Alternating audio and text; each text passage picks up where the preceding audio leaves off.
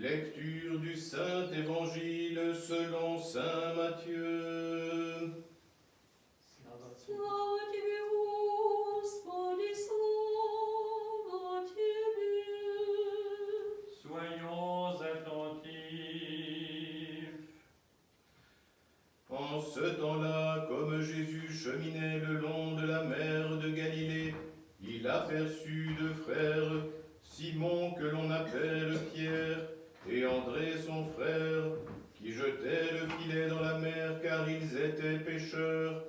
Et il leur dit, venez à ma suite, et je vous ferai pêcheurs d'hommes. Aussitôt ils abandonnèrent leur filet et le suivirent. Un peu plus loin, il vit deux autres frères, Jacques, fils de Zébédée, et Jean son frère, qui réparaient leur filet dans une barque avec Zébédée leur père. Il les appela, et aussitôt laissant leur barque et leur père, ils le suivirent.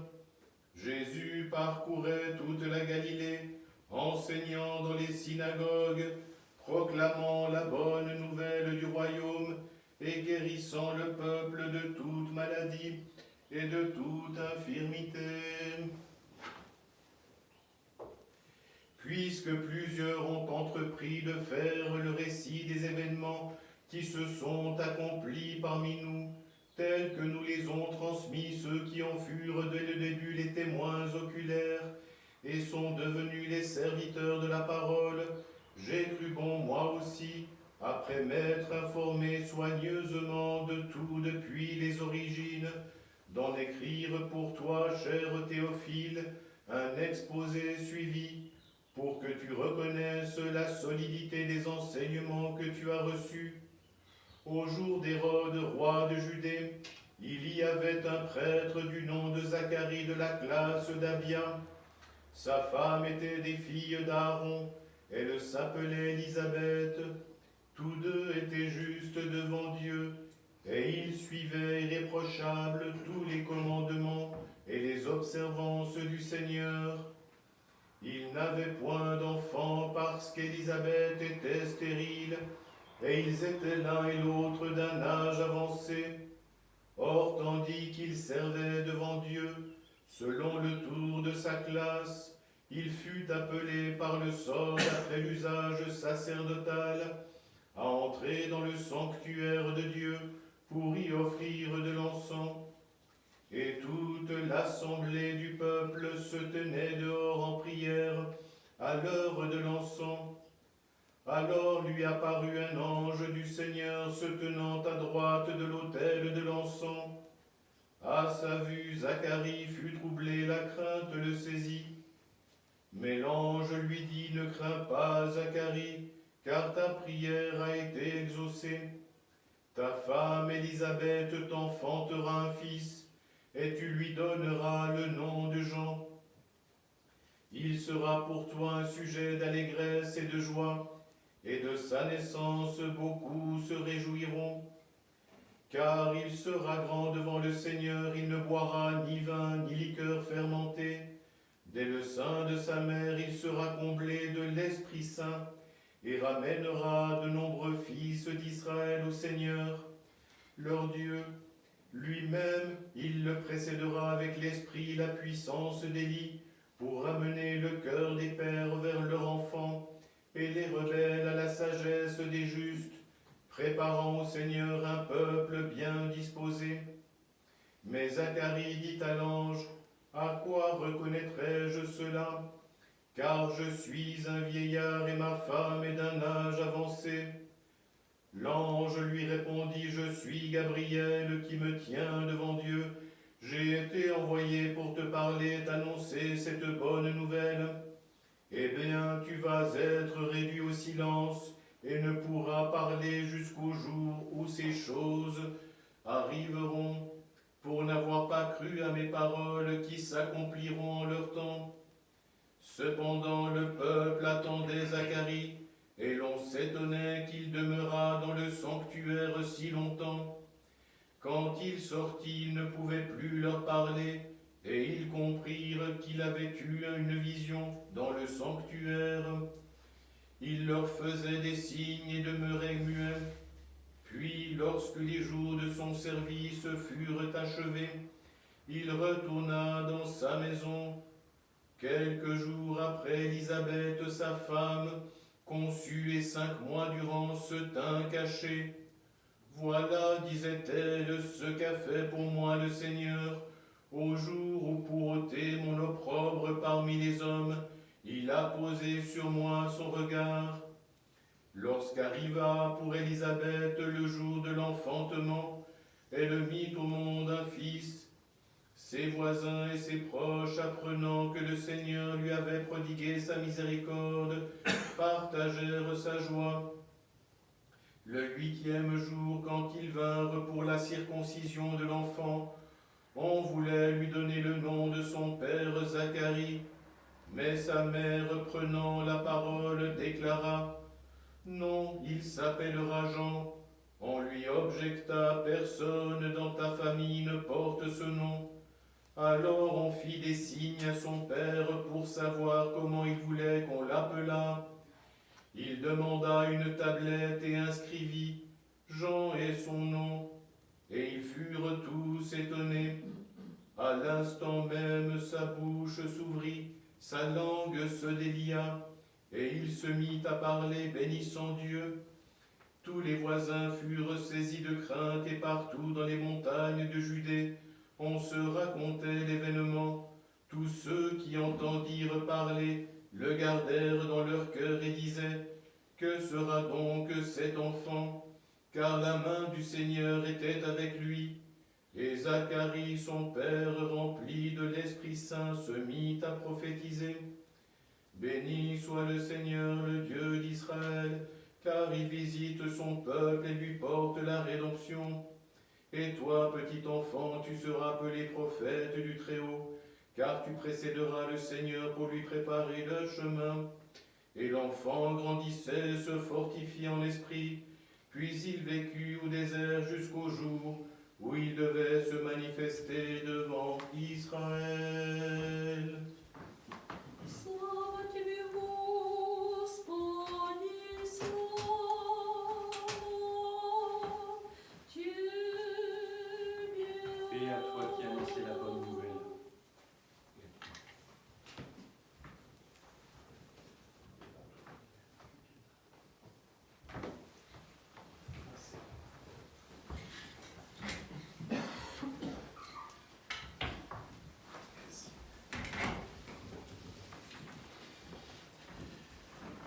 Au nom du Père et du Fils et du Saint-Esprit, ainsi soit-il. Chers frères et sœurs, en ce 2e dimanche après Pentecôte, l'Église fête tous les saints qui ont brillé sur la terre de Russie.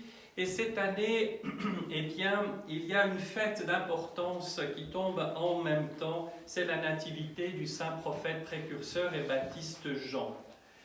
Et voilà pourquoi nous avons donné la préférence aujourd'hui à la nativité, et la commémoration de tous les saints qui ont brillé sur la terre de Russie est transférée au dimanche suivant. Et il y a tant de choses à dire à la fois sur le baptiste comme sur les passages de l'Écriture que nous avons entendus, que je vais m'attacher à un fait tout à fait important qui est celui de l'appel que tout homme reçoit dans son cœur et auquel il répond ou non. Et je vais donner la parole pour cela à saint Nicolas de Gytcha, le Chrysostome du XXe siècle. Et reprenons un verset que nous avons entendu, « Et je vous ferai pécheurs d'hommes ». Cela signifie de même que vous avez jusqu'à présent péché avec vos filets de poissons dans les profondeurs et les ténèbres des eaux de la mer, de même, vous allez dorénavant, avec mon évangile, devenir des pêcheurs d'hommes dans les profondeurs et les ténèbres de ce monde. Tout ce qui est bon restera dans ces filets, mais tout ce qui est mauvais, soit ne pourra entrer dans ces filets, soit en tombera. Ayant entendu l'appel du Christ, Pierre et André, aussitôt laissant les filets, le suivirent. Vous rendez-vous compte que les cœurs de ces deux frères avaient déjà fait le choix du bien? Ils ne demandent pas « Où nous amènes-tu? Comment allons-nous nous nourrir? Et qui va nourrir nos familles ?» C'est comme si toute leur vie durant, ils n'avaient attendu que cet appel. Tels des enfants, ils confient naïvement tous leurs soucis à Dieu. Ils quittent tout et répondent à l'appel du Christ. Et avançant plus loin, il vit deux autres frères, Jacques, fils de Zébédée, et Jean, son frère, dans leur barque, avec Zébédée, leur père, en train d'arranger leurs filets. Et il les appela. Eux, aussitôt, laissant la barque et leur père, le suivirent. De nouveau, il ne s'agit pas de deux rois, mais de deux pêcheurs. Ils ne portent pas de couronne royale sur la tête, mais possèdent un cœur de roi en eux-mêmes. C'est ainsi que le Seigneur rassemble des perles au milieu des ténèbres. C'est ainsi qu'il choisit des petits et des incultes, afin qu'avec eux, il fasse honte aux puissants et aux sages. Le Seigneur choisit les pauvres, afin qu'avec eux, il fasse honte aux riches. Comme Jacques et Jean sont pauvres, les voilà en train de recoudre leurs filets avec leur père. Mais leur âme est riche de la faim et de la soif de Dieu. Leur cœur est tourné vers le bien et attend. C'est pourquoi, dès que le Christ les appelle, ils abandonnent à l'instant même leurs occupations, leurs barques, leurs pères et leurs filets, et partent à sa suite. Du point de vue de l'interprétation, le pêcheur désigne celui qui est en quête du bien spirituel. Le filet désigne l'âme. La mer désigne ce monde et la barque, le corps.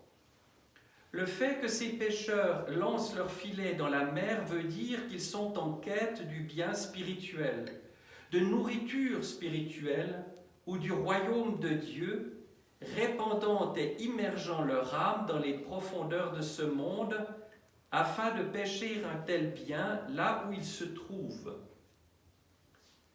Leur effort pour arranger leur filet correspond à leur effort pour redresser leur âme. Le fait que ces deux premiers pêcheurs aient quitté leur filet pour suivre le Christ signifie qu'ils ont quitté leur âme ancienne et pécheresse pour suivre le Christ et se renouveler en lui, se régénérer et acquérir une âme nouvelle et un esprit nouveau. Cela signifie aussi que désormais ils ne seront plus en quête de biens spirituels par l'effort de leur âme propre, mais avec le Christ, non avec leur propre force, mais avec la force divine, non avec leur entendement propre, mais grâce à la révélation divine.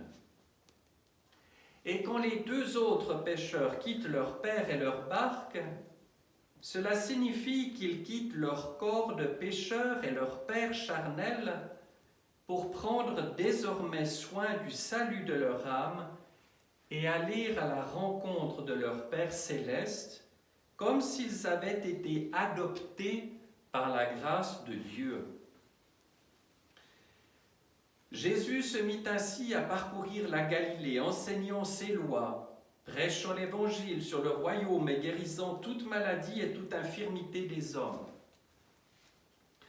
Après 30 années de sa vie passée dans l'effacement, le Seigneur Jésus commence maintenant son service divin. Et il le commence activement et énergiquement. C'est ce qui signifie l'expression « parcourir la Galilée ». Sa mission consistait à interpréter le texte ancien, à prêcher le nouveau et à confirmer l'un et l'autre par les miracles des guérisons des hommes. La loi avait été donnée à travers Moïse et les prophètes, et elle avait été confirmée par de nombreux miracles, afin que les hommes puissent croire que cette loi venait de Dieu. Or, les exégètes des lois, qui avaient obscurci leur âme par le péché, avaient obscurci complètement le sens de cette loi.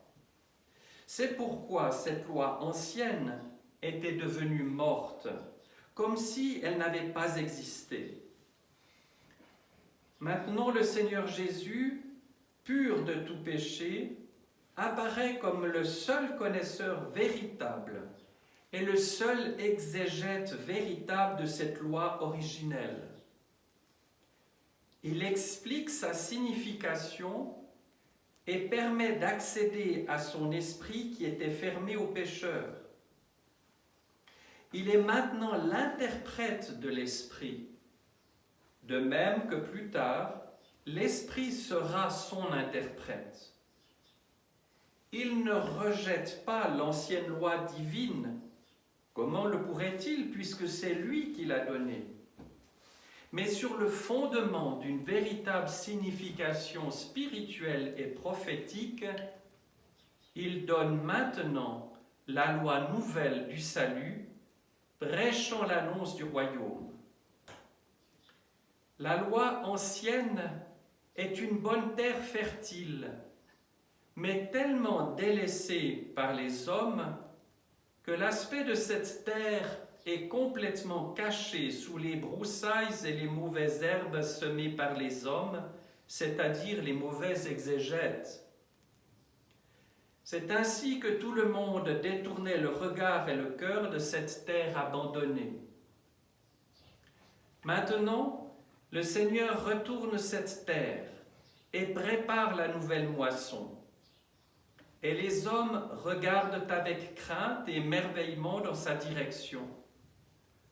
De même que la loi ancienne a été authentifiée par de nombreux miracles de Dieu, de même, le Seigneur Jésus, comme législateur, authentifie-t-il la loi nouvelle par de nombreux miracles.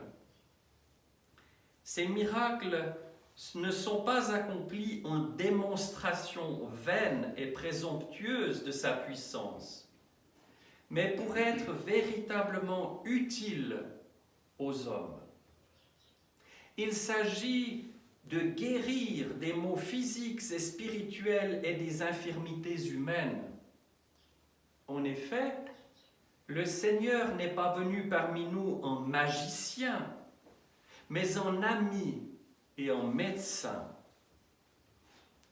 Vous tous qui êtes affamés et assoiffés de justice et d'amour de Dieu, et qui recherchez vainement cette justice et cet amour avec vos âmes comme des filets jetés sur la mer de ce monde, prêtez l'oreille à la voix du Seigneur Jésus.